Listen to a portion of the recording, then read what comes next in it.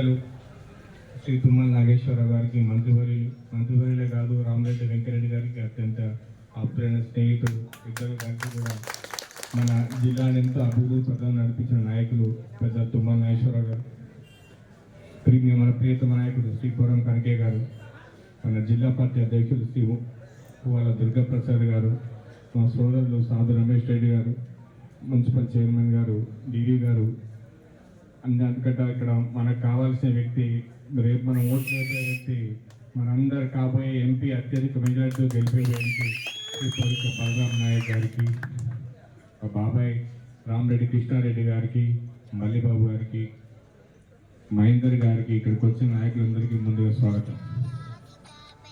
మీ అందరికీ తెలిసిందే, దేవుడి పేరు చెప్పి ఓట్లాడుకునే పరిస్థితిలో మన ప్రధానమంత్రి ఈరోజు ఉన్నాడు. మనం ఇదివరకు భద్రాచలం పోయేదా, లేకుంటే మనం ఇదివరకు దేవుళ్ళకు మొక్కలేదా? ఇప్పుడు బీజేపీ పార్టీకి వస్తే ఓటేస్తున్న హిందువులు అన్నట్టుగా ఈ మొత్తం బీజేపీ ప్రభుత్వం అంతా చూపెడుతుంది. మీరందరూ కూడా అప్రమత్తంగా ఉండాలి.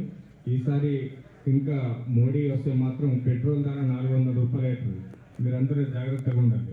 దాంతోపాటు మీరందరూ ఇంకొక విషయం గుర్తుపెట్టుకోవాల్సి ఏంటంటే, మన దగ్గర బీజేపీ అనేది లేదు. మన దగ్గర ఎవరున్నారు? కవిత అని చెప్పి టీఆర్ఎస్ ఉన్నారు.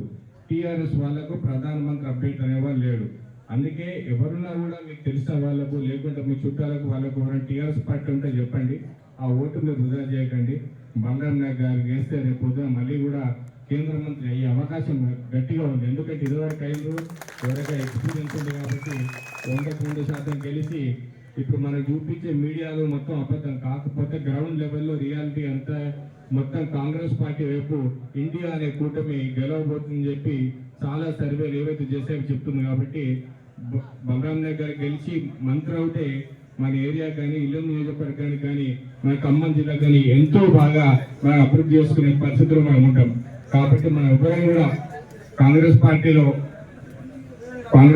అయినా టీఆర్ఎస్ పార్టీ అయినా ఎవరు ఓటు వృధా చేయకుండా అందరూ కూడా చేతి గుర్తుపై ఓటేసి బలరాం నాయక్ గారిని అత్యధిక మెజార్టీతో గెలిపారని చెప్పి కోరుకుంటూ ఈ అవకాశం ఇచ్చే పెద్దలందరికీ ధన్యవాదాలు.